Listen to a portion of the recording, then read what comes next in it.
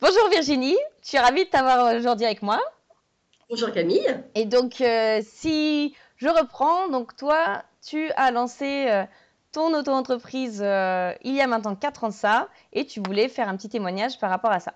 Donc, je te laisse la Oui. parole.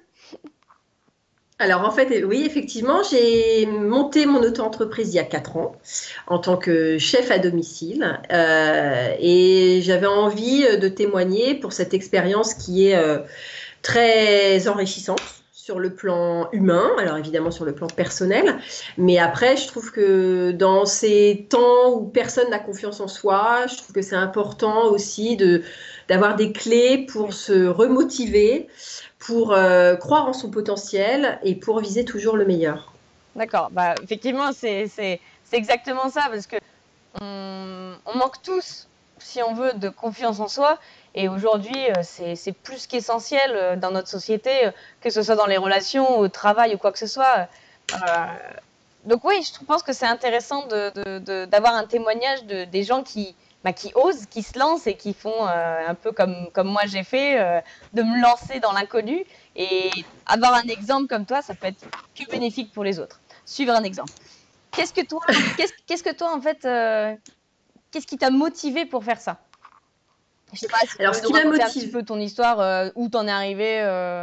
bien sûr, bah, moi étant passionnée de cuisine, c'est vrai que j'avais ce côté passion, mais j'avais peur de le professionnaliser. C'est toujours compliqué de dire, moi il y avait plein de gens qui me disaient, ouais, mais après, si tu fais la cuisine de manière professionnelle, tu vas te lasser, ça va pas être le même plaisir, etc. Et j'ai eu tendance à les écouter, donc j'ai laissé des plans que j'aurais pu avoir. Et puis bon, j'ai eu une opportunité professionnelle qui a été avortée. Et là, je me suis retrouvée vraiment à la croisée des chemins. Et c'était soit je continuais dans la première voie qui était l'enseignement, soit j'en profitais justement pour créer quelque chose et faire ce saut dans l'inconnu. J'avais 33 ans, je me suis dit, bon voilà, la dizaine où le champ des possibles est ouvert. Et donc voilà, je me suis lancée. Donc j'ai créé, j'ai attendu évidemment, il fallait être patiente. Et puis bah, là, le bilan d'aujourd'hui fait que bah, je ne regrette mais rien du tout, Ouais, que je m'épanouis vraiment de manière exponentielle et que je souhaite à tout le monde de pouvoir avoir cette chance et ce luxe finalement de se lever le matin en se disant que ma semaine va pas être la même, jamais, parce que quand on est indépendante, voilà, j'ai des rendez-vous clients ou pas. Aujourd'hui, ouais. dans mon agenda, j'avais un rendez-vous téléphonique avec Camille Berthaud, donc voilà, je me dis super. Et je trouve que c'est génial. Alors bien sûr, je tempère un peu mes propos en disant que tout n'est pas rose, Non. que le métier d'indépendant, bien sûr, il y a la première fragilité, c'est la fragilité financière, de se dire, voilà, demain, tu as des clients, pas de clients, voilà, donc cette insécurité-là. Mais ce que je dis à chaque fois, c'est que ça, pour moi, c'est 15%. Oui. C'est 15% et qu'il y a 85% où c'est un kiff, quoi, si je peux me permettre, Ah oui. et que on transmet quelque chose, et que c'est aussi une image qu'on se renvoie de nous. C'est pas être narcissique ou égocentrique, mais c'est vrai que quand on crée quelque chose, quand on monte sa boîte, moi je suis toute seule, hein, c'est pas non plus une SARL avec, voilà, mais bah, c'est une fierté. Moi je pense que c'est hyper important d'être fier de soi, sans être arrogant et supérieur, mais de se dire, bah voilà, je fais un truc, ça marche ou ça marche pas. Mais en tout cas, j'ai essayé, j'ai Je fait l'ai fait. Ouais. et j'aurais été jusqu'au bout. C'est Voilà. ça. Je pense que Et, c'est ça que je voudrais dire aux gens. et quoi qu'il arrive, c'est ce qu'on disait tout à l'heure, c'est que bah, l'expérience en tant que telle, même si au final ça échoue malheureusement, le projet, voilà, il marche pas. Bah, s'il marche pas, on va dire financièrement, mais Mmh. c'est pas grave parce que tu l'auras fait. Sur la route, tu auras rencontré énormément de personnes, Bien tu sûr. auras rencontré des compétences, de nouvelles compétences. Enfin, voilà, moi je sais qu'aujourd'hui, je regrette rien, quoi qu'il arrive. Et j'ai rencontré tellement de monde. Regarde, là, hop, tu m'as contacté, on Bah prend oui. contact et ça en fait une super rencontre. Enfin, moi Mmh. j'adore ça. J'ai acquis énormément de compétences, de travailler toute seule, de tester des choses et tout. Enfin, je comprends tout à fait. Est-ce que tu as mis en place des habitudes pour justement te sortir de cette idée le regard des autres, les autres vont pas me suivre, j'ai pas assez confiance en moi, qu'est-ce que je peux faire? Parce que c'est un grand pas que d'oser faire cette démarche d'auto-entrepreneuriat. Donc, est-ce que tu as mis, oui, justement, des habitudes en place par rapport à ça? Alors, c'est vrai que le regard des gens est lourd. C'est vrai que quand on est seul aux manettes d'une petite entreprise, il faut vraiment avoir un regard bienveillant autour de soi. Et ça, c'est important. Donc déjà, la première habitude, c'est je m'éloigne des gens qui sont négatifs. Tout à fait, ouais. Excusez-moi, mais Ouais, c'est non, tout mais les bête. gens toxiques, voilà, ça va Voilà, pas c'est-à-dire t'aider. que on est quand même dans une démarche où on tâtonne, où parfois on se remet en cause, parfois on a des doutes. Hein. Je pense que les doutes, c'est vraiment intrinsèque à tous les entrepreneurs. Et déjà, voilà, la première habitude, c'est de s'entourer de gens qui nous encouragent. Parce que même si moi, voilà, ça fait 4 ans, j'estime que j'ai réussi mon pari, mais malgré tout, j'ai quand même toujours besoin d'avoir, c'est bien ce que tu fais, ou Ouais. oh, c'est chouette, voilà, ça fait du bien. Après, les habitudes concrètes, c'est, je pense, s'organiser. Alors, Ouais. c'est tout bête, hein, mais je veux dire, ne pas procrastiner. Je pense que ça, c'est un mot qui est, Ouais. voilà.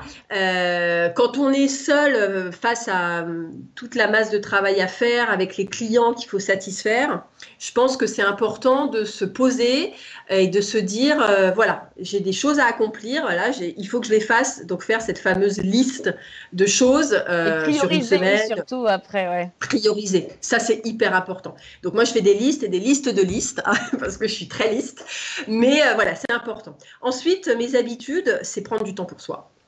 C'est tout bête. Ah, c'est C'est important. peut-être des lieux communs que je dis, hein. Mais même si moi je suis quand même dans une... enfin, moi, je bosse en général 7 jours sur 7, que ce soit avec les clients, avec les rendez-vous, avec la com, parce que je fais beaucoup de com. Moi, je fais toute la com toute seule. Enfin, je fais tout toute seule, de toute façon. Ouais. C'est important de se dire, voilà, OK, là, j'ai tendance à être asphyxiée par une montagne de travail. Je prends du temps pour moi. Et à ce moment-là, je me pose et je me dis, voilà, aujourd'hui, qu'est-ce que je vaux? Qu'est-ce que je valais hier? Alors, pas du tout en termes pécuniaires, hein, mais en termes voilà, de personnalité, d'image de soi. Et de se dire, voilà, parfois j'ai un petit coup de mou, mais je me rebooste, quoi. Tu sais, c'est comme tu recharges les batteries et tu dis, Ouais. bah ok. Alors moi, c'est vrai que je suis comme toi, j'adore tout ce qui est développement personnel. Tu es sur LinkedIn? Oui, tout à fait. Ouais, parce que sur LinkedIn, tu as plein de Ouais. choses différentes. Et moi, j'adore ça. Donc, c'est vrai que ça me fait énormément de bien. C'est une vraie bouffée d'oxygène. Tu m'as donné des noms, là, bah, je pense que je vais aller les voir aussi. Donc, après, c'est des habitudes. Alors, tu peux avoir des habitudes quotidiennes, tu peux avoir des habitudes voilà, sociales. Moi, j'aime bien rencontrer des gens, de m'intéresser aux gens. Même si on a tendance à être un peu enfermé sur soi, sur sa boîte, sur son business, c'est aussi bien d'être ouverte, quoi. Ouais, Voilà. je sais pas toi, mais un peu à l'inverse, le fait de me retrouver à travailler seule chez moi m'a beaucoup ouvert sur les autres. Parce qu'au final, ben, comme Bien sûr. moi j'adore travailler seule chez moi, hein. Paradoxalement, je me suis vraiment retrouvée avec mes Mais c'est petites habitudes, super. avec mon organisation, je suis beaucoup plus productive. Mais paradoxalement, le midi, j'aime bien voilà, avoir des rencontres avec Hum, d'autres personnes qui sont dans le même sujet, qui me contactent sur LinkedIn ou comme tu as bien sûr. fait Hum, via le site. Et hum, ça me permet d'avoir des rencontres, d'avoir des rencontres, d'autres expériences, d'autres hum, points de vue. Et je trouve ça hum. génial, c'est hyper enrichissant. Ah ouais, Donc non, oui, super. C'est vrai. je comprends le côté s'ouvrir. Et en plus, toi, ça doit être vraiment valorisant parce que ce côté reconnaissance, tu dois l'avoir de tes clients. Hum. Après C'est génial. un bon repas Hum. comme tu dois le faire, enfin voilà, Ouais. forcément, tu dis, C'est ah, c'est super. trop Bah, bon. c'est vrai que la cuisine, bon, c'est assez fédérateur, quoi. Oui, Du coup, en plus, moi, quand je vais chez les clients, c'est toujours pour des moments de fête. oui, C'est des anniversaires. Là, on est beaucoup dans la saison mariage, baptême. Les gens sont heureux de bien manger. C'est le sourire. Souvent, en plus, bon, c'est vrai que j'ai l'habitude. Bon, ça, c'est mon parcours de prof, mais c'est vrai que j'ai l'habitude. J'aime bien parler, donc je suis oui. pas reclus dans ma cuisine, toute timide.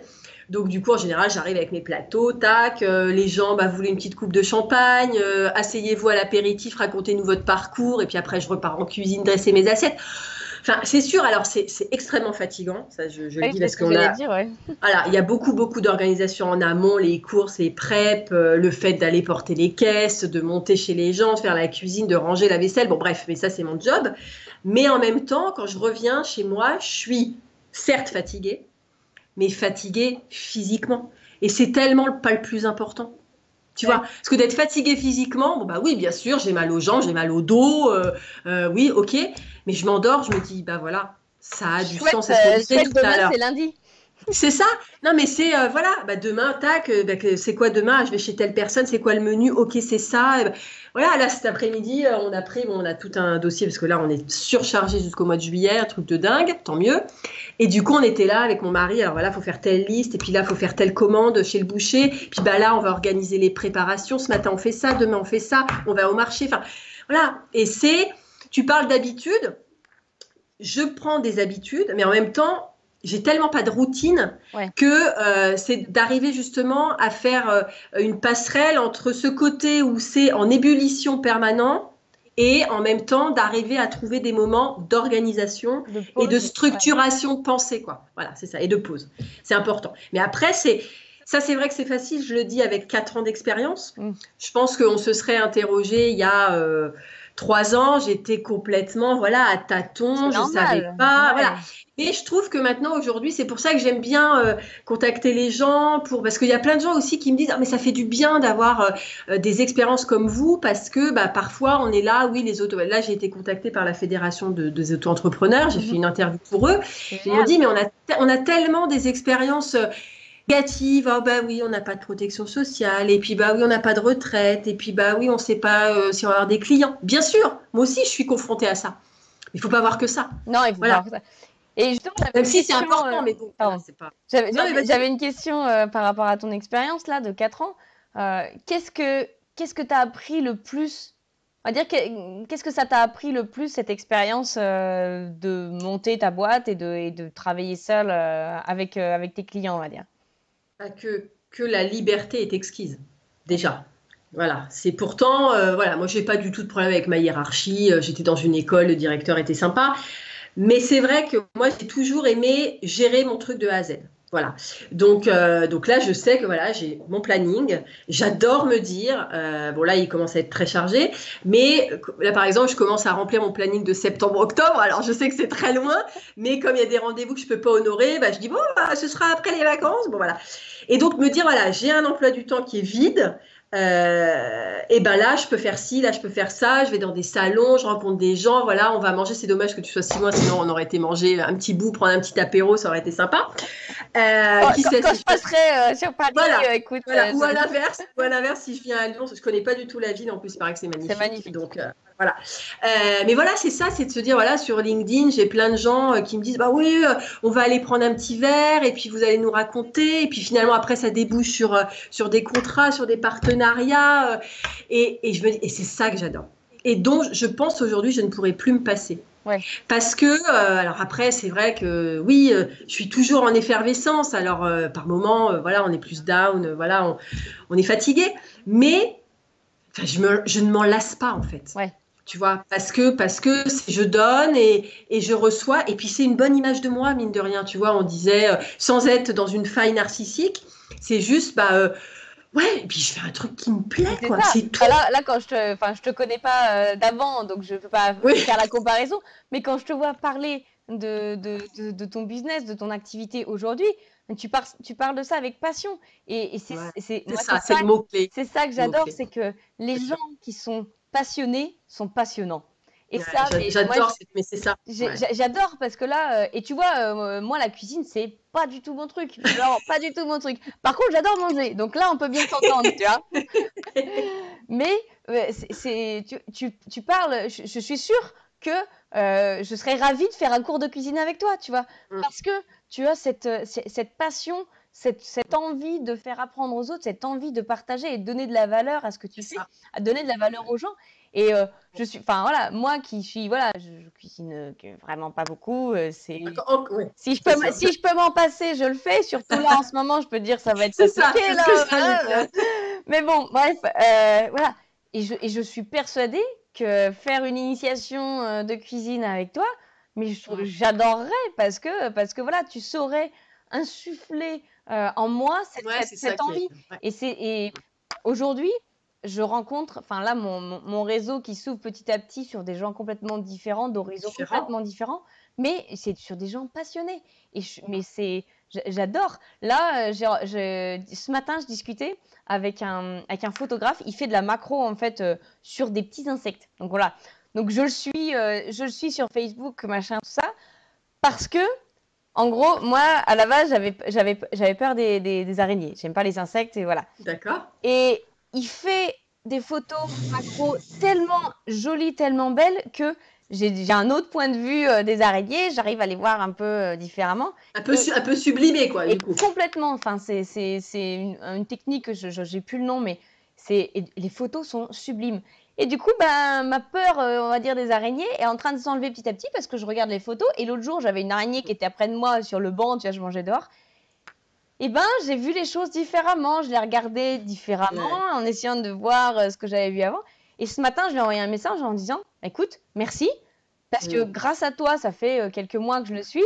Grâce à toi, j'ai cette peur qui est en train de diminuer parce que tu fais ça avec passion. Et là, il commençait à discuter. Et comment on commence à discuter?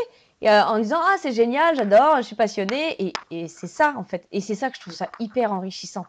C'est ces rencontres qu'on peut faire tout au long de notre parcours. Ah, c'est inestimable. C'est inestimable. Moi, je trouve que c'est...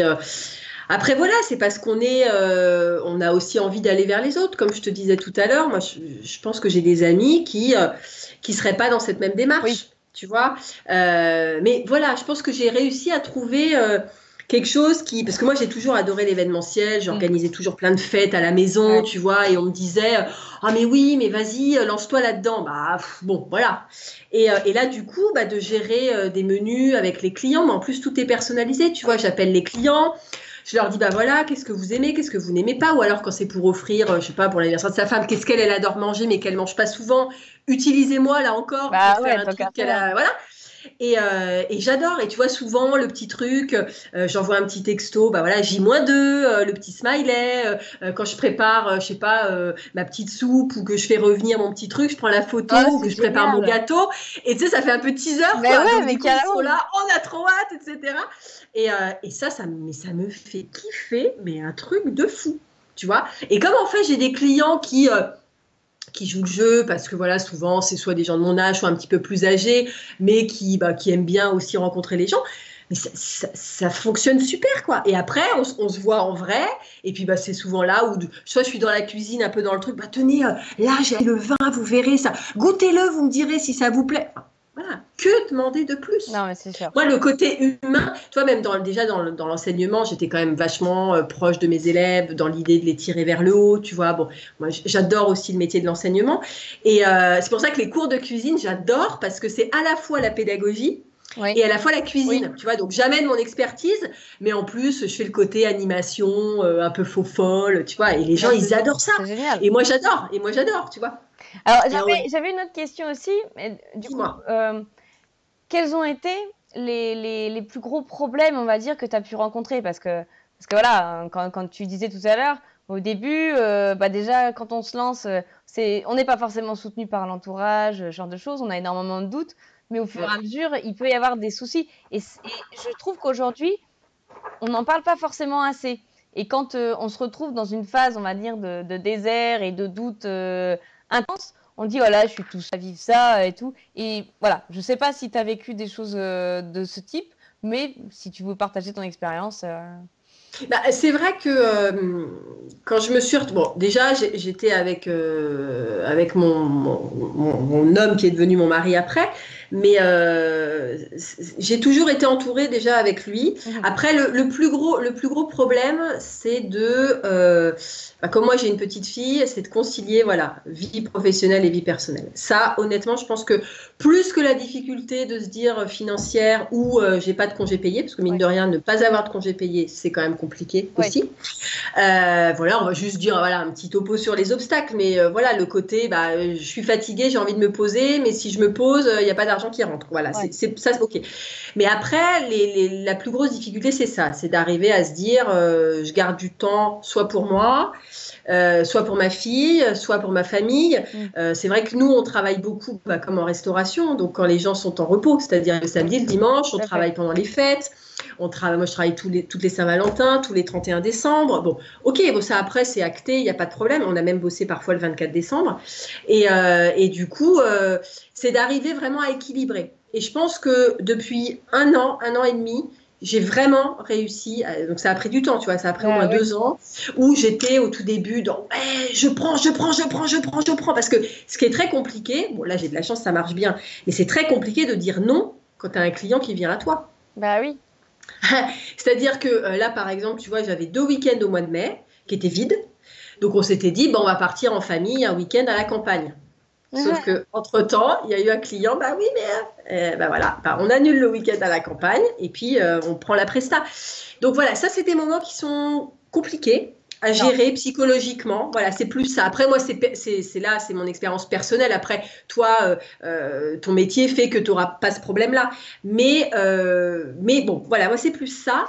Et puis, oui, vas-y, non, vas-y. Et comment, justement, c'est comment t'as fait pour finalement gérer ça comment tu gères la situation, justement? Eh ben, c'est tout organisé. Alors, c'est tout planifié, c'est-à-dire de se dire, bon, ok, là, ça marche bien, c'est-à-dire que j'ai fait un bon mois. Donc, du coup, bah, je m'octroie 2 week-ends. D'accord. Voilà. Okay. Alors, ça, je le fais pas d'ici juillet, hein, parce que tout est blindé. Mais c'est de se dire, bon, voilà, là, tu vois, par exemple, on va partir en vacances. On va tout calculer pour pouvoir prendre 6 semaines.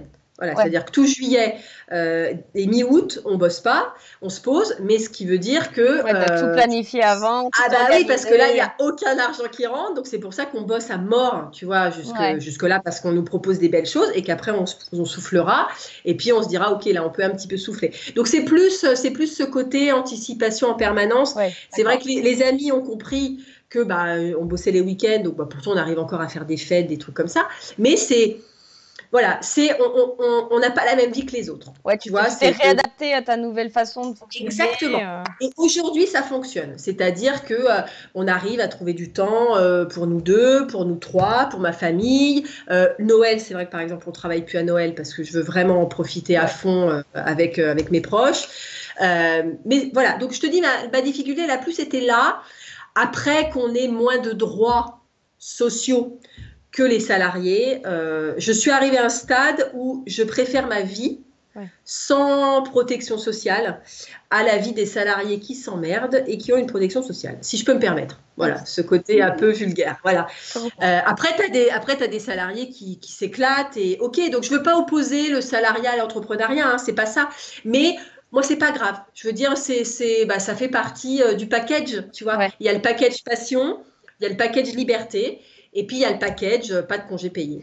J'ai appris à vivre avec. Mais je pense que c'est exactement ce que tu disais tout à l'heure. C'est que c'est pas fait pour tout le monde. Mais non. Et je pense qu'aujourd'hui, il y a un problème vis-à-vis de ça. C'est qu'il y a trop de personnes qui sont là. L'entrepreneuriat, c'est génial. C'est la liberté, comme on dit. Enfin, voilà. Mais ok, mais pas pour tout le monde. Il y a des gens pour qui ça n'ira jamais. Il y a des gens pour qui… les congés payés, la sécurité de l'emploi, la protection sociale, c'est plus important et plus bénéfique pour eux sur leur bien-être, tout ça, que de se dire qu'ils font ce qu'ils veulent, ils ont la liberté, l'autonomie, voilà. Bien sûr. Et ça dépend vraiment des gens. Et c'est ce que je répète en long, en large et en travers dans tout ce que je dis, c'est qu'il n'y a pas de solution unique pour tout le monde. C'est vraiment… Il faut apprendre à se connaître, il faut apprendre à savoir comment on fonctionne et ce qui nous convient. Et on teste.